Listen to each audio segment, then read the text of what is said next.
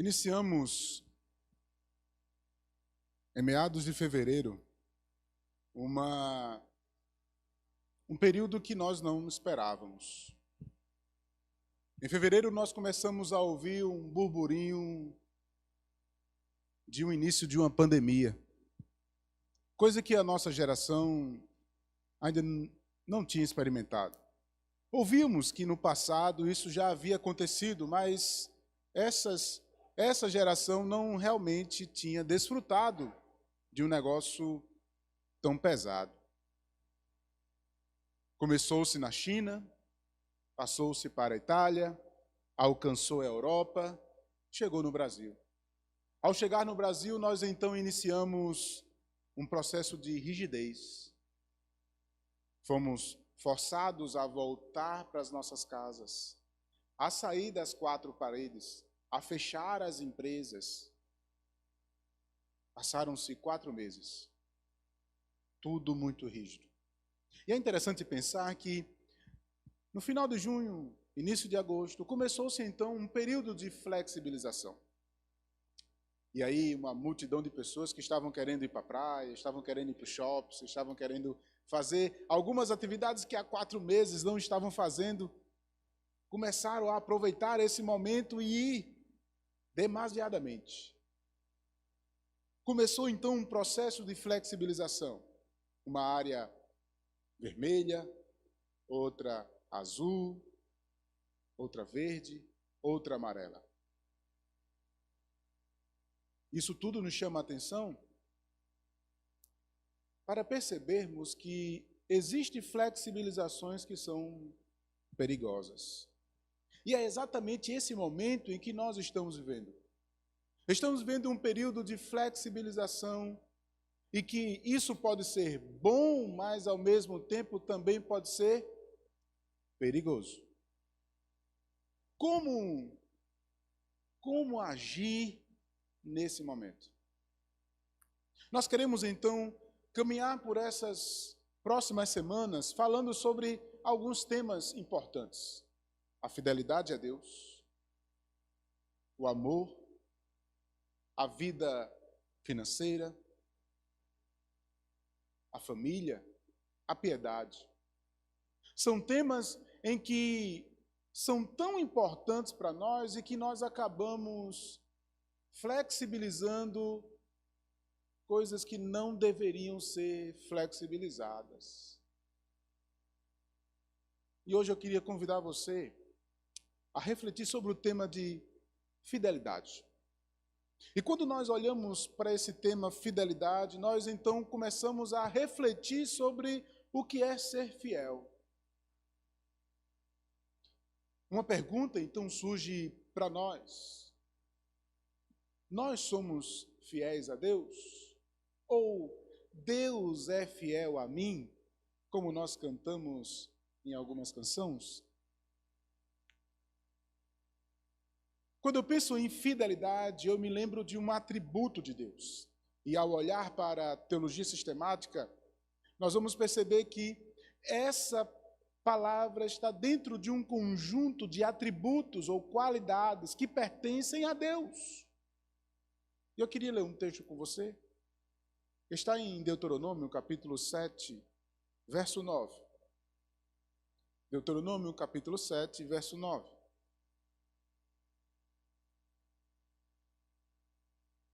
Que diz assim: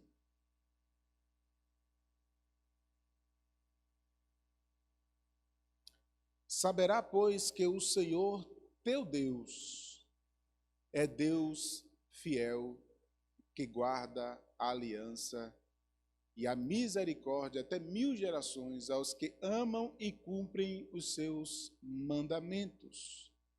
Olha a parte A que diz desse texto. Saberá, pois, que o Senhor teu Deus é Deus, o Deus fiel. Ao olhar para esse texto, eu preciso entender algumas coisas em primeiro lugar. Moisés, ao escrever esse texto, ele está repetindo a lei para um grupo de pessoas, não poucas, as cerca de quase 1 milhão de pessoas que estão prestes a entrar na terra prometida. Deixa eu voltar um pouquinho para vocês entenderem.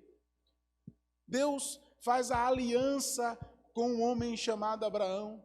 Esse homem e a sua família se tornam um povo. Esse povo, através do seu descendente José, entra na terra do Egito, se torna um grande povo naquele lugar. E aí, através de Moisés, eles são tirados com uma ação redentiva do Egito. Esse povo entra no deserto, atravessando o mar, e recebe naquele lugar a lei. Esse povo deixa de ser um povo para se tornar uma nação com leis. Deus dá uma lei para esse povo, mas preste atenção no detalhe: mais de 2 milhões de pessoas saem do Egito, entram no deserto por um período de 40 anos. Todo esse povo que saiu do Egito, apenas Josué e Caleb entra na terra prometida. Uma nova geração surge durante esses 40 anos no deserto, e aí é necessário Moisés repetir a lei, dizer novamente quais são os mandamentos, como esse povo deveria se proceder ao entrar na terra prometida. E uma das primeiras declarações claras é dizer que esse povo precisa saber quem é o seu Deus, e o Deus deles é o Deus fiel que cumpre os seus mandamentos, que é fiel à sua aliança. Os propósitos de Deus são fiéis, e Ele vai cumprir, porque Ele é fiel a Ele mesmo. Sabe qual o grande problema que eu começo a perceber aqui, que foi um problema para aquele povo, e agora também é um problema nosso, é que começamos a ter uma flexibilização do conceito de fidelidade. E quando nós flexibilizamos o conceito de fidelidade, nós começamos a ter práticas que não deveríamos ter, atitudes que não deveríamos ter para com Deus e para com o próximo. O conceito precisa ser algo sólido.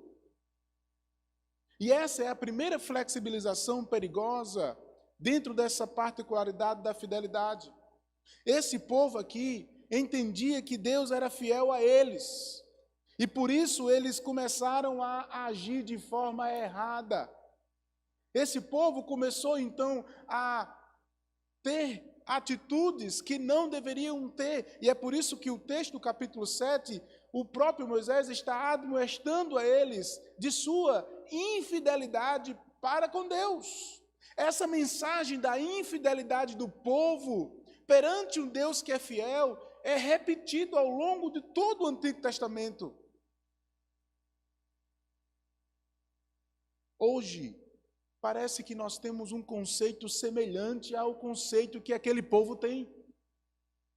Achamos que Deus, ele tem por obrigação ser fiel a mim. Por que ser fiel a mim? Porque eu cumpro algumas regras. Porque eu cumpro alguns pedidos, alguns mandamentos. Porque ao fazer isso, eu estou sendo fiel a Deus e, consequentemente, Deus tem que ser fiel a mim. Isso acontece em algum momento na história? Leia comigo Jó, capítulo 42.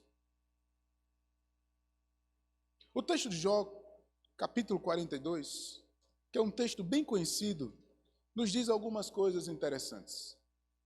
Olha o que é que Jó diz para nós. No final da sua história contada, Jó chega a uma conclusão. Ele diz: bem sei, Senhor, que tudo podes. Bem sei que tudo podes, e nenhum dos teus planos podem ser frustrados. Ele diz mais: Quem é aquele, como dissestes, que sem conhecimento encobre o conselho? Na verdade, falei do que não entendia, coisas maravilhosas demais para mim, coisas que eu não conhecia.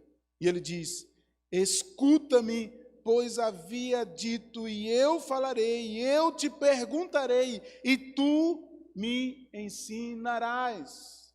Ele diz: eu te conhecia só de ouvir, mas agora os meus olhos te veem. Eu acredito que todos conhecem a história de Jó. Um homem que nos primeiros versículos diz que ele é reto perante o Senhor. Mas há dois conceitos errados nesse texto e que é comprovado à luz das Escrituras. Primeiro, é o conceito do próprio Jó, quando ele começa a se auto-justificar que, pelas suas práticas, Deus teria que ser fiel a ele. Ele começa a se auto-justificar. Mas Deus, por que isso tem que estar acontecendo comigo? Eu sou um bom marido, parafraseando o texto.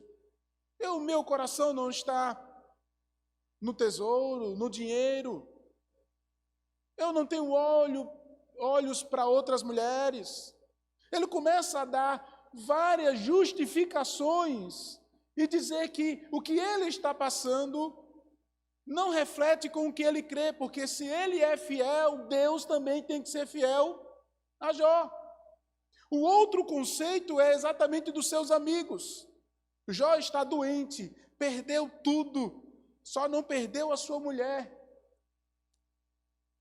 Ele ficou com um caco de barro coçando as suas feridas e 3 amigos para dizer: confessa o teu pecado.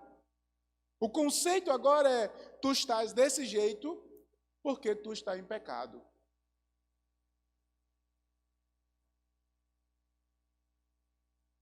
Dois conceitos que parece que nos nossos dias também norteiam a nós mesmos. Quando estamos passando por dificuldades, nós começamos a nos auto-justificar, dizendo: Deus, eu sou fiel a Ti, porque Tu não é fiel a mim.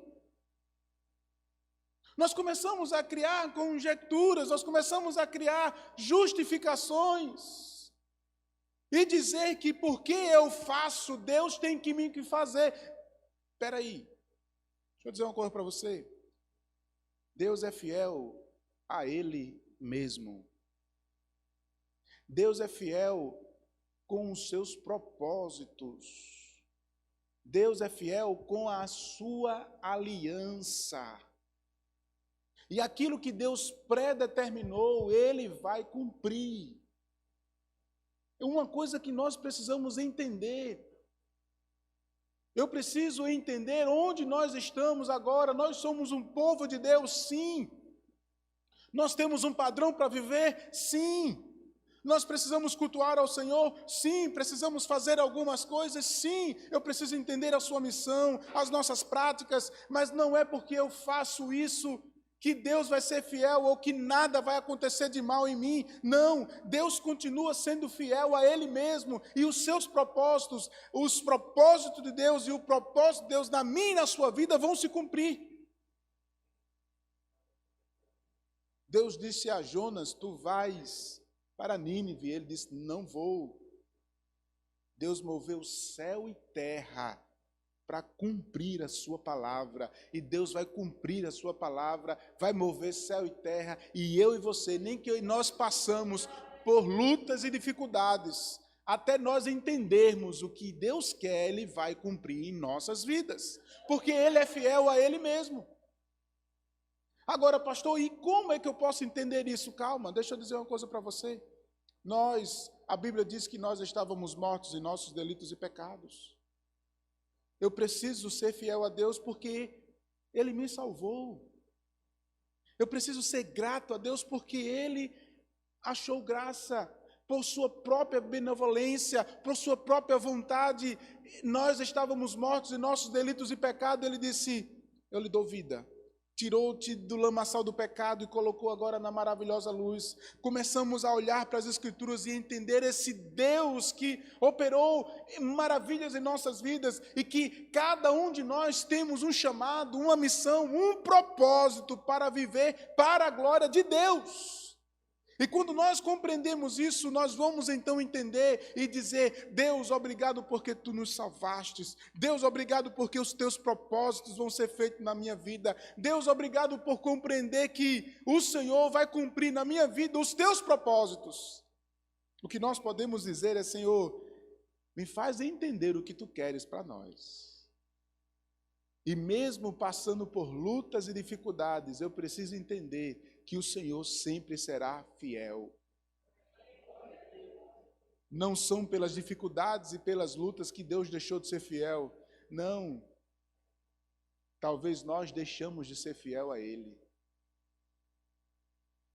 O interessante, irmãos, é que quando nós flexibilizamos o conceito, em primeiro lugar, nós começamos a mudar a prática. Isso é na nossa vida cristã. Quando eu não conheço Deus, eu vivo de qualquer forma. Sabe como é que você vê isso?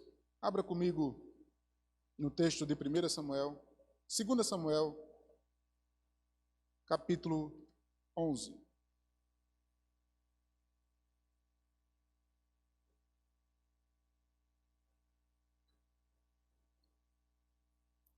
Segundo Samuel, capítulo 11, a partir do verso 1.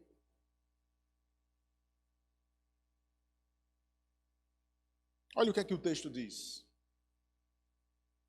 Decorrido um ano, no tempo em que os reis costumavam sair para a guerra. Preste atenção nessa afirmação. Decorrido um ano, no tempo em que os reis costumavam sair para a guerra. Olha o que diz o texto. Enviou Davi a Joabe e os seus servos, com ele e a todo Israel, que destruíram os filhos de Amon e sitiaram Rabá. Porém, Davi ficou em Jerusalém.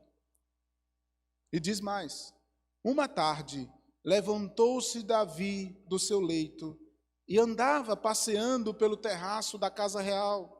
Daí viu uma mulher que estava tomando banho e era muito formosa.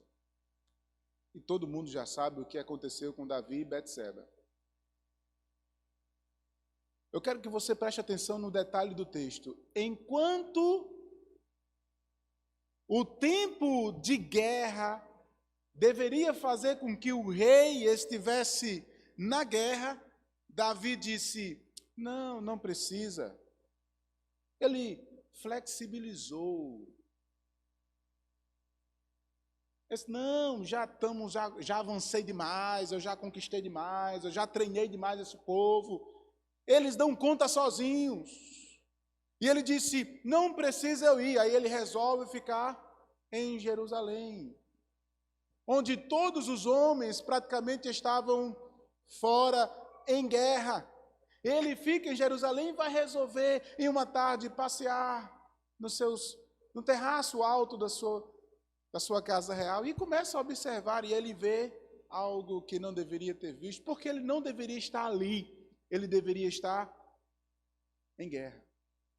Quando nós flexibilizamos o conceito, nós flexibilizamos a nossa prática. E quando nós flexibilizamos a nossa prática, nós começamos a entender e a fazer o que não deveríamos fazer. Enquanto Davi deveria estar na guerra, ele ficou em casa. E quando ele ficou em casa, ele encontrou o que fazer. E que não era algo que agradava a Deus. Sabe o que me chama a atenção, irmãos? É que muitas vezes, nós quando entendemos que Deus é fiel a nós, nós começamos a dizer assim: eu já sei quem é Deus. Por isso eu não preciso mais ler as Escrituras. Eu já tenho todo o conhecimento necessário para mim. Eu não preciso mais estudar a palavra de Deus. Daí eu não vou mais para os cultos de doutrina, né? Eu não participo de nenhum estudo bíblico, de nenhum grupo familiar. Eu já estou tão certo de tudo que eu já sei, que Deus, eu entendi que Deus é fiel e Ele é fiel a mim, então Ele vai cumprir os seus propósitos. Daí então eu vou flexibilizar, eu não preciso mais orar, porque Deus vai cumprir os seus propósitos na minha vida. Opa! Você percebe a linha tênue entre uma coisa e outra? Quando Davi flexibilizou o conceito, ele mudou a sua prática. E quando nós também não temos um conceito de fidelidade, de que Deus é fiel a Ele, que eu preciso cumprir aquilo que Ele tem predeterminado para nós, porque Ele é fiel a Ele, e os seus propósitos vão cumprir na minha vida, eu começo então a flexibilizar também a vida cotidiana. E o costume, muitas vezes relativo da igreja, nos faz então começar a deixar as coisas frouxas. Eu começo a não ir mais para o culto, eu começo a não mais evangelizar, eu não cumpro mais a missão, eu não leio mais a Bíblia. Sabe como é que isso é tão interessante? Porque essas coisas não falam, eu não estou falando apenas da vida cristã propriamente dita. Eu vou falar para você, por exemplo, da conjugalidade. Quando nós estávamos namorando, queríamos estar sempre perto um do outro. Andávamos de mãos dadas. Eu queria estar conversando com ela direto, telefone altas horas. Começamos então a ter esse momento ansioso, eu ficava com vontade, e aquele momento chegar, porque eu iria fazer aquela visita, eu iria para a casa dela para namorar. Me casei. Estou com ela todos os dias. Eu já não ando mais de mão dada. Eu não mais acordo com a mensagem dizendo bom dia, meu amor. Beijinho no coração. Ela está do lado, eu não preciso mandar mensagem. Mas eu também não falo. Aquele anseio de sair para passear, eu não passeio mais. Porque eu casei, eu flexibilizei. Isso acontece e é sério. Sabe, outra coisa que acontece é os nossos próprios filhos. A Bíblia diz que a responsabilidade é dos pais de criar os filhos, de ensinar no caminho que deve andar. Nós trocamos as nossas responsabilidades e empurramos essa responsabilidade para a escola, para a igreja. Aí eu não oro com minha esposa, não oro com meus filhos, mas quero que meus filhos sejam homens e mulheres de oração. Não vai rolar, irmão. É minha obrigação observar os meus filhos, ter cuidado com eles. Quando eu deixo as coisas frouxas, acontecem as coisas que eu não queria que acontecesse. Você percebe, irmãos, que quando nós flexibilizamos algumas coisas que não deveriam ser flexíveis, as coisas desandam. Vamos pensar no trabalho. Quantas vezes no trabalho eu já estou tão acostumado com o ritmo, com as coisas, que eu começo a fazer as coisas relaxadas. Eu já sei fazer isso. É como se não tivesse mais motivação para fazer as coisas, e a gente começa a fazer as coisas de qualquer jeito.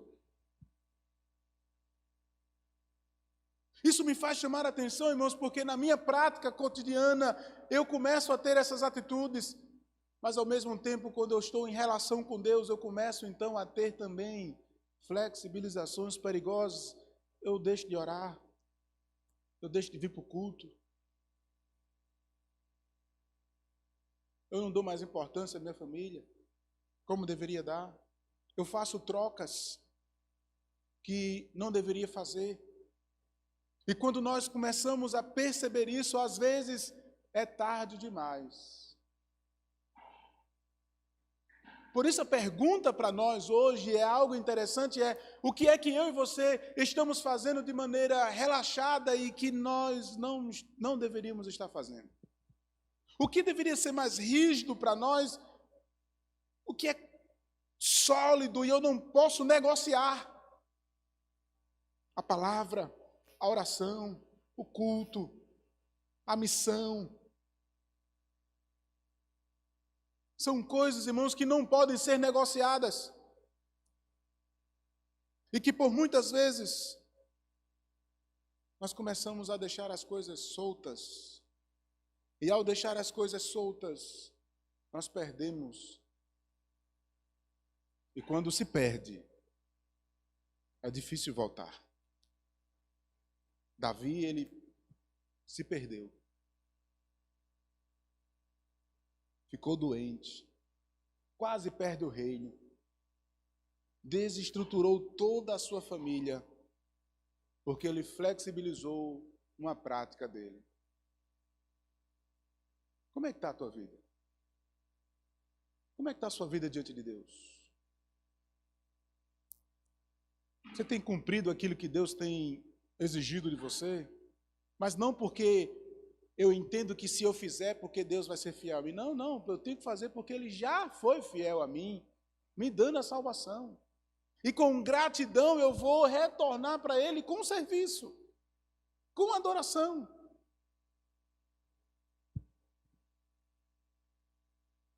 O que é que eu e você temos feito e não deveríamos fazer?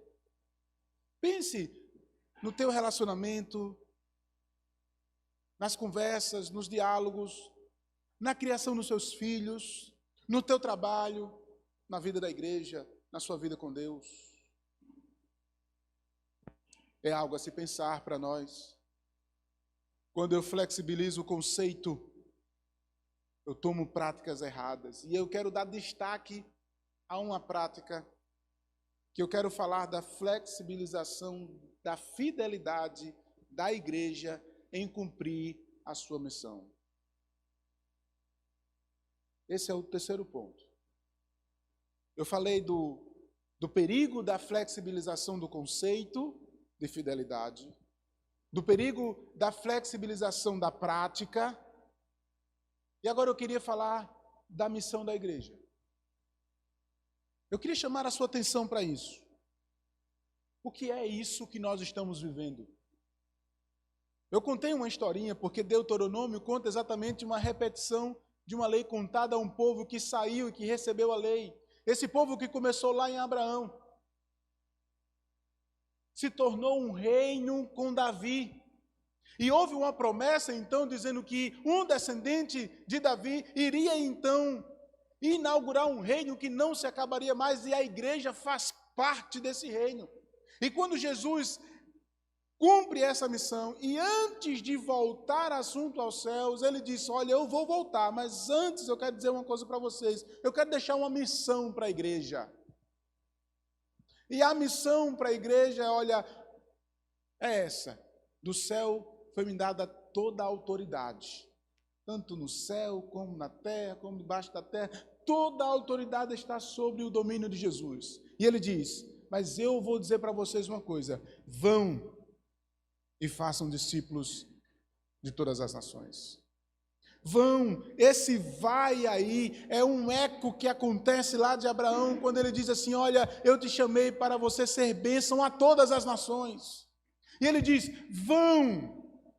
E é interessante pensar nesse detalhe, porque se a missão da igreja, preste atenção, é fazer discípulos, se a sua missão como igreja do Senhor é fazer discípulos, parece que nós não estamos sendo igreja.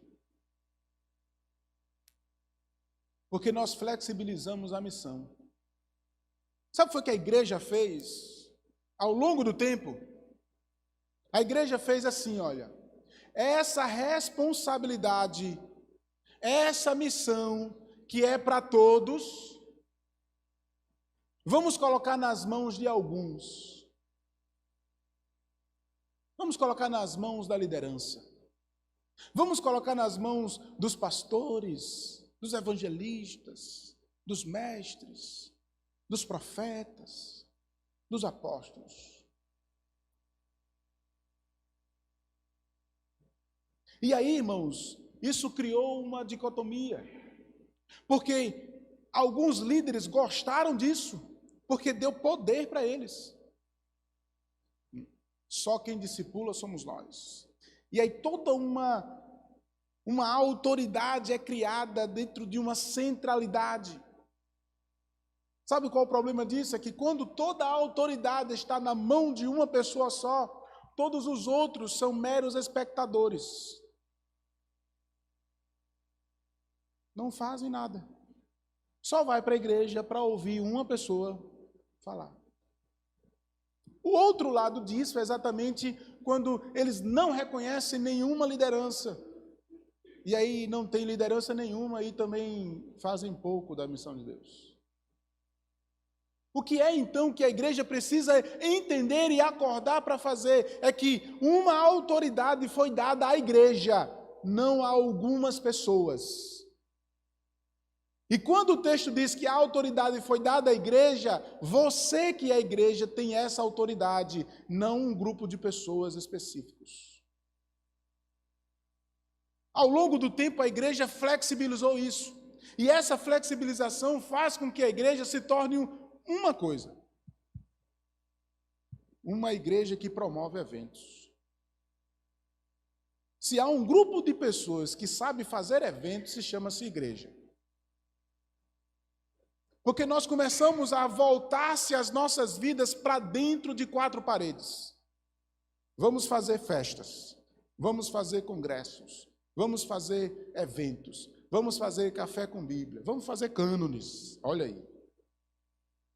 Isso nós sabemos fazer bem, e muito bem. Nós começamos a disputar com as outras igrejas. Porque nós queremos ser melhor do que as outras. A nossa igreja precisa ser melhor. Nós precisamos fazer algo mais glamuroso. E aí todo o nosso tempo, todos os nossos esforços, inclusive o nosso dinheiro, vai para eventos, onde tentamos atrair pessoas que na sua maioria já é crente. Aí o que é que acontece? Nós começamos a promover eventos para pessoas que já conhecem Jesus. Cadê a nossa missão?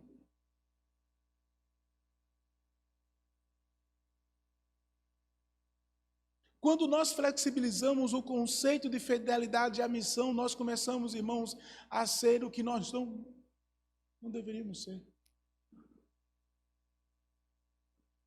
Quando damos evasão ou autoridade demais a um grupo, nós não somos mais igreja. Sabe qual é a grande pergunta dentro desse tópico? É assim, nós estamos na igreja há quantos anos? 5, 10, 15, 20, 30 anos. Nesse período de tempo, quantos discípulos você fez para Jesus? Quantas pessoas você se aproximou para falar de Jesus para ela? Lembre-se, a nossa responsabilidade é anunciar e fazer discípulos. Deus não nos chamou para converter pessoas. Deus nos chamou para anunciar e fazer discípulos. Esse é um serviço que está dentro de um texto bem interessante. Quando nós lemos Efésios capítulo 4, o texto deixa bem claro para nós algumas sequências. Deus disse lá, o apóstolo Paulo afirma que Deus deu à igreja, olha só, Deus deu à igreja um presente. Eu faço uma pergunta interessante. Se eu dou um presente a você, quem é mais importante? O presente ou a pessoa? Se eu estou lhe dando um presente, é porque eu acho você extremamente importante. Você é o importante. O grande problema é que, na maioria das vezes, nós damos valores ao presente, não à pessoa. E como tem pessoas assim? Eu conheço uma pessoa na minha família que diz assim, eu lhe dei isso, cadê? Eu digo, eu dei a outra pessoa. Você não deveria ter dado. Eu digo, você deu para mim? Era meu ou era seu? Quem é o importante? É a coisa ou sou eu? Eu abençoei outra pessoa, porque naquele momento aquela pessoa era importante para receber. Mas algumas pessoas dão tanto valor a coisas que não dão valores às pessoas. Se eu entendo que é importante aquele que está recebendo o presente, a Bíblia diz assim: Deus, Cristo, deu dons. E a palavra doreia no texto de Efésios é presente. Cristo deu um presente para a igreja, ele deu um presente para a igreja. Importante é a igreja, não é o presente. Você sabe qual é o presente? Pastores, mestres, evangelistas, apóstolos. Esse presente tem uma funcionalidade: aperfeiçoar, treinar para fazer discípulos. E esses discípulos saírem das quatro paredes e fazerem discípulos. E esses discípulos lá fora venham então para um momento de comunhão. E aqui novamente se é pregado o evangelho, isso é um ciclo. Importante é a igreja, não é o presente. Quando nós flexibilizamos o conceito, nós mudamos as práticas. E ao longo do tempo a igreja tem mudado a prática. E o que é que tem acontecido? A ênfase tem sido dada a alguns presentes. E os presentes não têm cumprido a missão. Porque a igreja também não tem feito a sua missão. Quando a igreja se apropria da sua missão, nós iremos fazer anúncio do evangelho em todos os lugares. Preste atenção, existe lugar que eu não vou chegar nunca, mas você vai chegar. A responsabilidade da liderança é capacitar, é treinar você. É o anúncio do evangelho, é estarmos juntos orando, para depois você, com o seu serviço lá fora, se aproximando de pessoas, atrair pessoas para cá, para nós pregarmos o evangelho e fazermos novos discípulos. O que é que eu e você temos feito? Sabe o que é que eu e você temos feito? Nós temos flexibilizado o conceito e dito assim: Deus, eu compreendi que Tu és o meu Senhor, compreendi que Tu salvou a minha vida. Eu vou fazer o seguinte, eu vou para a igreja todos os domingos, vou ouvir a palavra todos os domingos, vou dar a minha oferta todos os domingos, ou o meu dízimo mensal, vou ter a minha Bíblia, vou andar com alguns costumes, porque deve andar, vou cumprimentar os irmãos com a paz do Senhor, como é culturalmente aqueles que fazem, vou voltar para a minha vida depois do domingo à noite, trabalho. Aí domingo, opa, vou de novo para a igreja. Durante a semana eu não orei, não li a Bíblia, não fiz nada que deveriam fazer. Durante a semana eu não falei de Jesus para ser ninguém.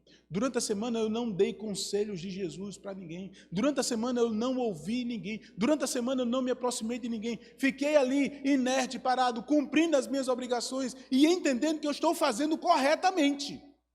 Porque eu flexibilizei o conceito.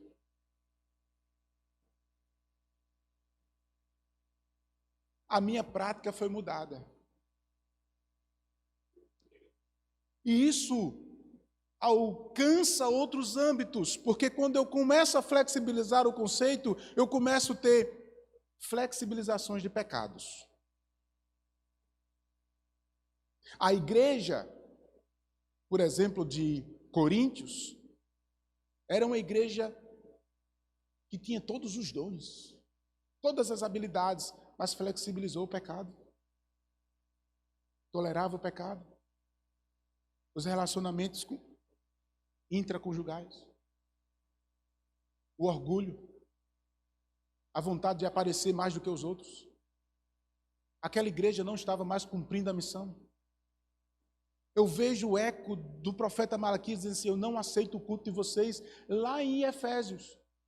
Quando em Apocalipse Deus diz para aquela igreja: estou do lado de fora, batendo na porta. Eu estou querendo entrar, mas vocês não deixam, porque vocês são bons demais. Você presta atenção? Era uma igreja que tinha todo o conhecimento das Escrituras. Eles debatiam teologia, estou parafraseando o texto, sabe? Debatiam teologia, colocavam pastores à prova. Eles eram autossuficientes bíblicos. E aí Jesus estava do lado de fora. Ei, deixa eu entrar, porque vocês têm tanto conhecimento, mas não tem eu.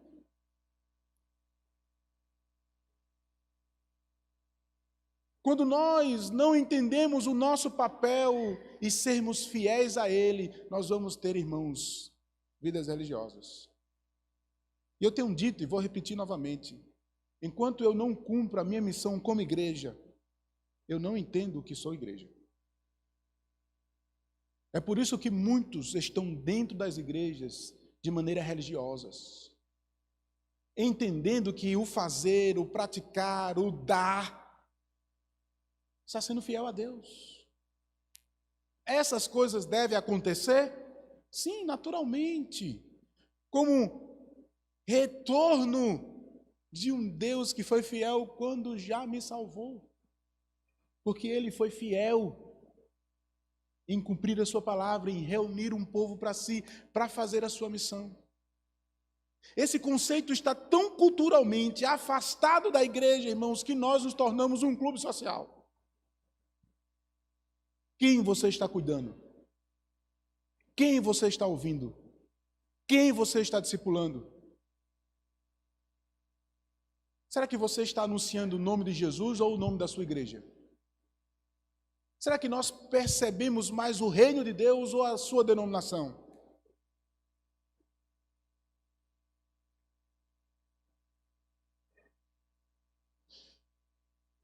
O tempo mudou. As pessoas mudaram. Mas a missão não mudou. Ela é a mesma. Nós somos preconceituosos, teologicamente corretos, e vivemos dentro de um grupo de 4 paredes, ou vivemos a missão dele no mundo, onde nos aproximamos das pessoas, ouvimos as pessoas, oramos pelas pessoas, compartilhamos Jesus com as pessoas. Você sabe o que é, por exemplo, evangelismo? Culturalmente, nós não nos relacionamos com os nossos vizinhos. E aí, o pastor inventa de fazer uma festa, um evento. Irmãos, domingo nós vamos fazer um evento, o dia do amigo, em comemoração ao dia do amigo que está próximo. E você, irmãos, eu quero incentivar você a fazer uma prática anual. Olha, anual. Vamos evangelizar. Eu quero você com uma pessoa aqui na igreja. Traga uma pessoa aqui na igreja. Aí você convida os vizinhos que durante o ano todo você nem sequer deu bom dia para ele. Você nem sequer perguntou se ele precisava de alguma coisa algum dia. Nenhum benefício você fez para esse indivíduo. Nada você fez durante o ano todo. Aí naquele domingo em específico, porque o pastor pediu, você vai lá, fulano, eu quero te fazer um convite. Domingo tem um culto especial na igreja. Vamos para a igreja? Qual será a resposta? Por que eu vou para a tua igreja? Vou não.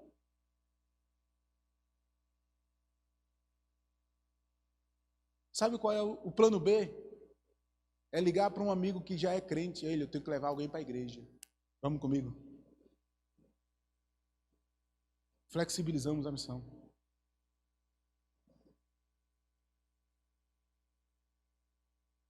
Eu tenho batido na tecla aqui, irmãos, e eu quero que nós, como igreja do Senhor, que anuncia Cristo, possamos, primeiramente, sim, cuidarmos uns dos outros.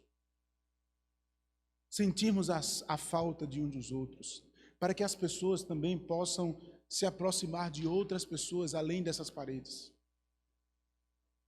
As pessoas que chegarem aqui se sentirem bem-vindas. A marcar um momento para nós tomarmos um café, para ouvir as necessidades das pessoas. Isso não é responsabilidade única do pastor.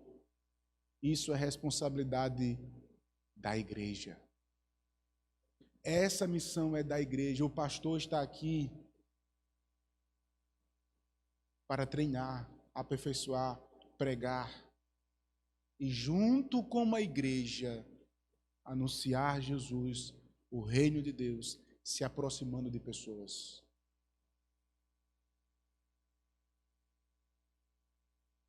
que eu e você temos feito?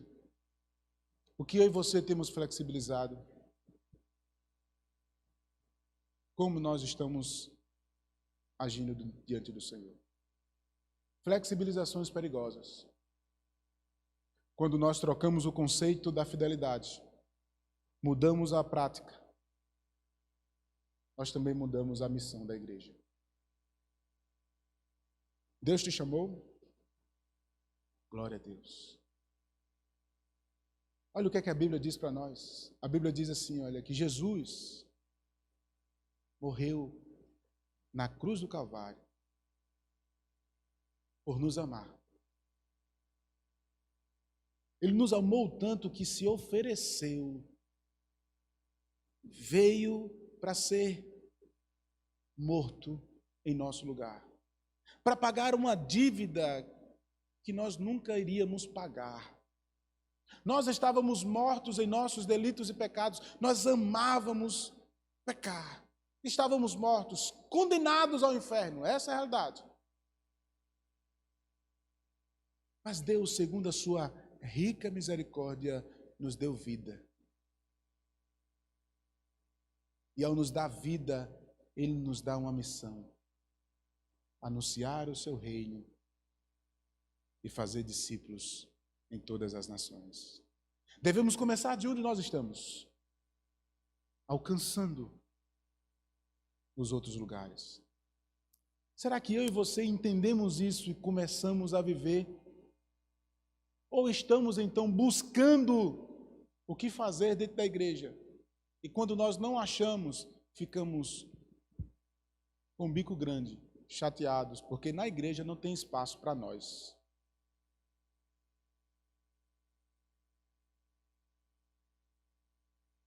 Esse é o desafio de hoje.